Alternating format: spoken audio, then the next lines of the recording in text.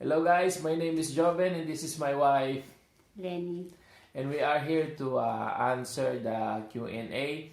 Ang Q&A natin ngayon ay kailangan natin i-guess yung yung mga Bible character. Meron siyang three difficulties. Merong may tatlong level ng difficulties.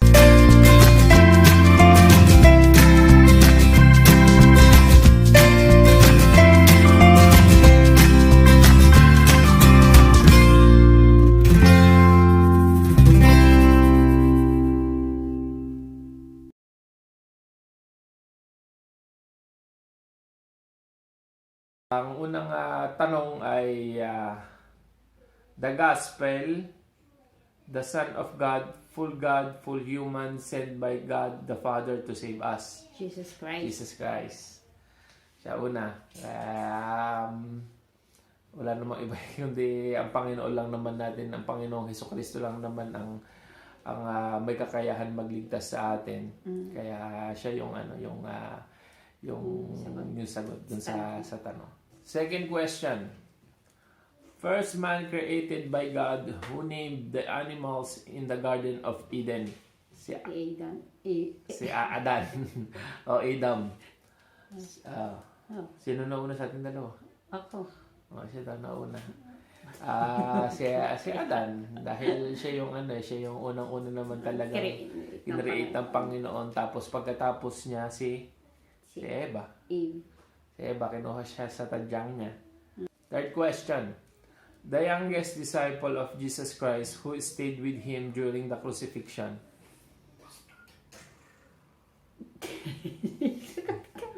Si John. Si John, siya lang naman yung tawag dito, yung naiwan doon.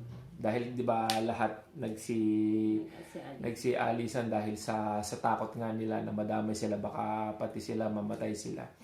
Kaya ang naiwan lang doon ay sa disciple niya, bukod pa kila Mary, kila Mother Mary. Tsaka sino pa yung isang kasama doon? Si Maria Magdalena. Mary Magdalene. Silang tatlo lang. Pero yung sa disciple niya, siya yung naiwan lang talaga si John. The blessed among the blessed among women who bear the child of God, our Savior Jesus Christ. Si Mary. Si Mary. Dahil siya lang naman yung bukod tanging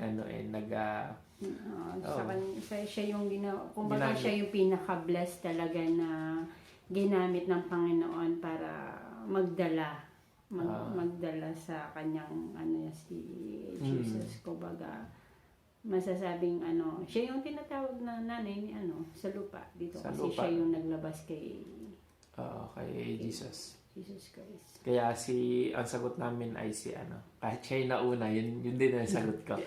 si Mary. Ayan. Panglima. A courageous boy who killed Goliath with a stone from his sling. Si David. King David. Dahil famous din naman yung ni King David and Goliath. Dahil naging hari nga siya gawa din doon. Before naman, hindi naman siya Hindi. Dahil kasi ang unang hari ay si King Saul. King Saul lang una, tapos then pagkatapos ni King Saul, siya yung siya yung naging second hari ng Israel, si King David. Sa medium na tayo, medyo mahirap-hirap na to. Kaya handa-handa na tayo. Ang first question ay, a man full of faith and of the Spirit of God condemned of blasphemy against the Jewish temple, the first martyr. Mahirap nga ang medium. Wala akong maisip. Sa totoo lang, kaya ipi-play ko na to para makita namin kung sino sagot. Hindi ako makapag-isip kung sino yung Jewish temple. Si yan? Sandali. Titingnan na namin. Hindi ko siya kilala. Stephen. si ano yan, mali po. Stephen, hindi ko pa alam talaga yung ano nito Hindi ko alam kung nabasa ko na siya o nadaanan, pero sinceramente hindi ko maano yung kay Stephen. Sa second medium. Thrown into the lion's den but was unharmed. Alam ko yan eh. Si Kilala ko yan. Prophet. Si Daniel. Prophet Daniel. Oo nga. No? siya yung... Narinig ko na siya pero hindi ko ma-recall yung pangalan niya talaga na. Siya yun. Third question. The third child of Adam and Eve. Yan. Sinabi ko na yun sa'yo.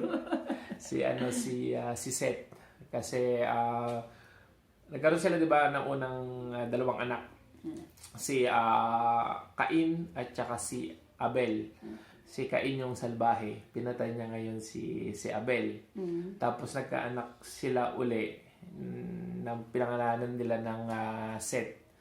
Sa angkan ni Seth doon ang nagmula si Moises. Yung angkan ni Cain nawala na yung angkan ni Cain dahil kasi nung nag-flood, 'di ba, nagkaroon ng flood, namatay lahat ng tao.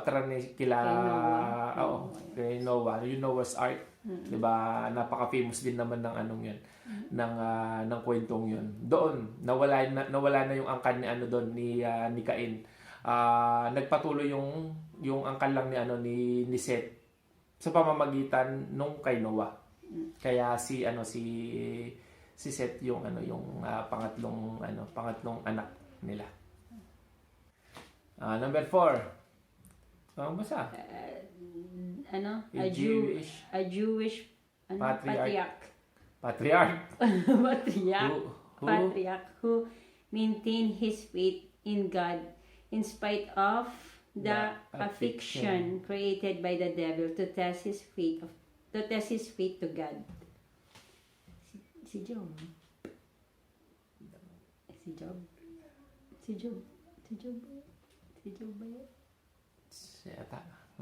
Pagkakalam ko siya din dahil 'di ba, pinahirapan nga talaga siya. Pinahirapan pero siya hindi ko sure kung yun nga yun. Dahil affliction. Kasi kung yun yung tanong. To test yung faith niya din talaga kasi. Dahil kasi pratikamente 'di ba kinuha sa kanya lahat yung mayaman kasi yung tao si Job eh. Kinuha lahat sa kanya yung bless siya kaya lang sinubukan lang. Dahil kasi sabi naman ng Panginoon siya yung tawag doon, parang faithful. Faithful sa Panginoon. Pero sabi nung demonyo, 'di ba? Sinabi niya ganoon. Faithful lang kasi yan kasi pinagkaluan mo siya ng kasi 'di ba? Bless siya. Bless siya sa lahat ng bagay. Kaya yun, sinubukan niya si Job. Kaya si Job. Number 5. Whose name means Jehovah is gracious, the key figure into the preparation of the Messiah's work, who bear witness of the light, declares that Jesus is before him. Si John. Hindi John the Beloved, si John the Baptist. John the Baptist kasi lagi niya naman sinasabi nun sabi niya ganun, he is, siya yung nauna sa akin, sabi niya. At saka sabi niya ganun, wala akong sabi niya, yung karapatan. Parang ganun na kahit yung pangkalag nung sa tali ng kanyang sapatos ng Panginoon. Kung isi-simplify lang yung demanda na ganun, actually they responded na si John the Baptist. Si John the Baptist ang sagot. Sa hard na. First question. Sa hard, ikaw magbasa. Sa hard, a beautiful Jewish woman who became queen of Persia and saved her people from being killed and wiped out. sa babae, wala akong ganong alam. Sa mga Hindi ko alam kung ano, parang hindi ko pa siya na yan. Parang hindi ko pa siya nabasa o hindi ko pa siya na kasi dinig na mga sikat lang talaga na na mga pangalan nito na nakilala sa Bible na na mga babae, si Mother Mary, si Mary Magdalene, si Ruth din, kilala ko si Ruth. Pero si Ruth hindi naman masyado siyang hindi naman siya naging Queen of Persia Kasi namatay yung niya, yung asawa niya, tapos pumunta siya dun sa mother-in-law niya, kaya hindi si Ruth, kaya excluded si Ruth.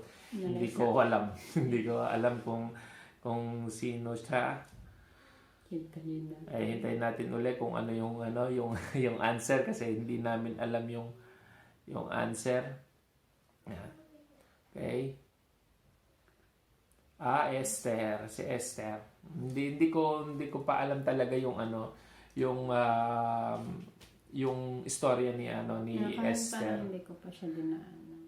Pero mukhang maganda naman. Maganda yung niya, 'di ba? Yung istorya niya. Kaya hindi ko alam kasi hindi ko sana dahil kasi nagbabasa ulit ako binabasa ko, bumalik na ako ulit sa Old Testament. One of the first Christian missionaries to the Gentiles until his revelatory conversion, he assisted in persecuting the Christians. Si Paul. Si Paul. Kasi siya lang naman yung nag-persecute talaga sa Pero yung niya, maganda yung, kumbaga yung testimony ng life niya. Maganda kasi kumbaga siya yung nagpa-persecute sa mga Christian. In the end, yung faith niya talaga, makikita mo na, yung kumbaga, sa dilim, tapos sa siya. Oo, yung niya. Talagang ang ganda niya, yung tawag dito, isa siyang napakagandang example sa mga Christians. Dahil, kumbaga, tutuusin, talagang pine-persecute niya. Ibig sabihin, pinapatay niya talaga yung mga Christians. In the end, siya na yung sa mga sa words of God talaga na siya yung parang nag-i-spread ng word of God. Talagang yung eagerness niya sa huli na yung ng Panginoon. Kaya ang dami niya sinulat na na tawag dito na books. Bela maganda yung testimony niya sa buhay ni. Ang dami niya sinulat na sa New Testament. Halos kalahati yata ng New Testament siya yung siya yung nagsulat. Kaya si Paul yung sagot. Third question sa hard. Also known as Cephas, who first confessed Jesus as the Christ, the Son of the living God, who boasted that he would never forsake the Lord even if everyone else did. Sila. Ako, alam ko. Alam ko yun. Matigas siya matigas. Yung pangalan niya, si Peter. Pietro. Yung pangalan niya kasi is yung matigas siya, hard. Si Peter na nagyabang talaga siya na sabi kasi ng Panginoon, iiwan niyo ako lahat, sabi niya, di ba, ng Panginoon. Tapos bago pa siya makuha nung yun. Yung time na siya i-crucify na siya. Sabi pa ni Peter na kahit iwan kayo lahat, sabi niya gano'n, hindi ko kayo iiwan. Sinabi niya gano'n. Pero sabi ng Panginoon, i-deny mo ko, sabi niya 3 beses. 3 beses niya pa dinanay yung Panginoon pagtilaok ng manok. Kaya famous din naman si Peter, kaya hindi pala ganun ka-hard yung tanong. May alam kami kay may nasagot isa. May nasagot. Fourth question ng hard. Ikaw magbasa. Called by God to leave his own land and people and journey to an undesignated land where he will become the founder of all nations. Father of all nation. Si Abraham. Yung kapatid ko.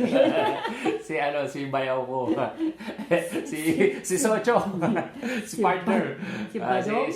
Si Abraham. Pero hindi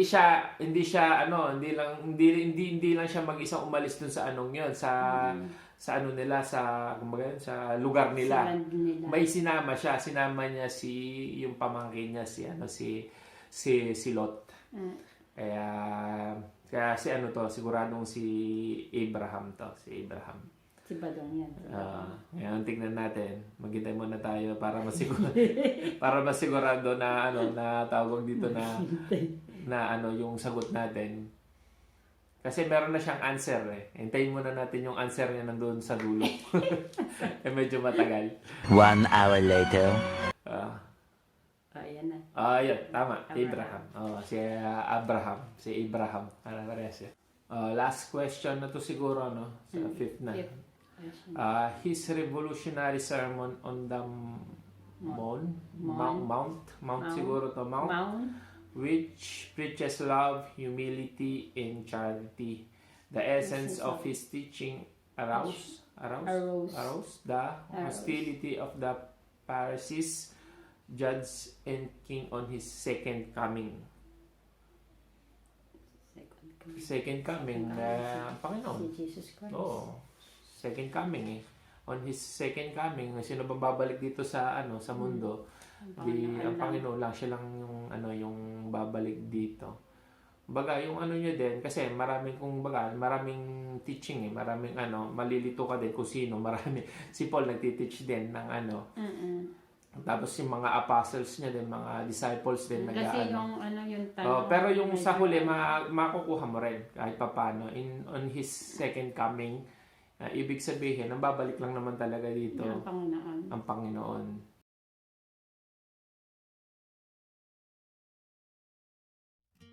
Maraming salamat po sa panonood po ng video namin na sana ay nag-enjoy din kayo sa may natutunan din sana kayo kagaya namin na may natutunan din kami kasi may mga tanong na hindi din namin talaga alam pa yung mga sagot. Kaya nag-aaral pa rin Kaya nag-aaral pa rin kami. Kaya yun, patuloy pa rin yung namin, yung pagbabasa ng Bible.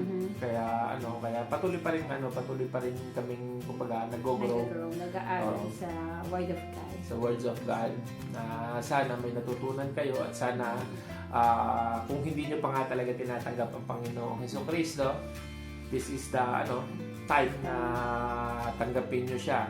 Dahil katulad na nakasulat lagi kong kino-quote sa John 14 verse 6 na siya lang yung way, the truth, and the life. Wala nang ibang way na papunta sa langit kundi siya lang. Kaya kung hindi nyo pa po tinatanggap siya, ito na po yung time na tanggapin nyo po siya.